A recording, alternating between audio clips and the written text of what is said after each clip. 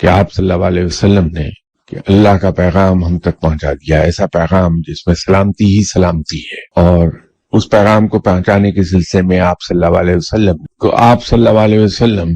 کا یہ فعل ایسا ہے کہ ہمیں دل سے ان کا شکر گزار ہونا چاہیے، ان کا احسان مند ہونا چاہیے، اور اس احسان مندی کا اظہار ایک تو ہم درود شریف پڑھ کر کرتے ہیں کہ ہم شکر گزار ہوتے ہیں آپ صلی اللہ علیہ وسلم کے، دوسرا یہ ہے کہ آپ صلی اللہ علیہ وسلم کی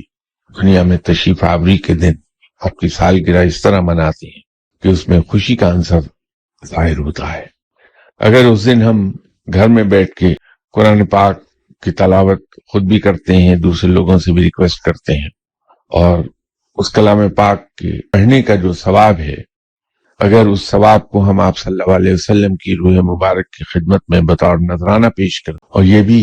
ہمارا ذاتی فیصلہ ہوگا کہ اگر ہم اس دن کو خاموشی سے گزر جانے دیں تو اس کی نہ تو کوئی قانونی دلیل ہے اور نہ کوئی شرعی جواز اس کا، صرف یہ ذاتی جذبے کی بات ہے۔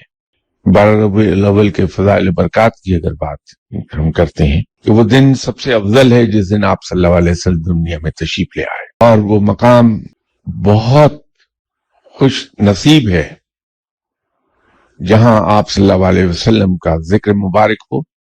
اور جہاں آپ صلی اللہ علیہ وسلم پر درود و سلام بھیجا جاتا ہو۔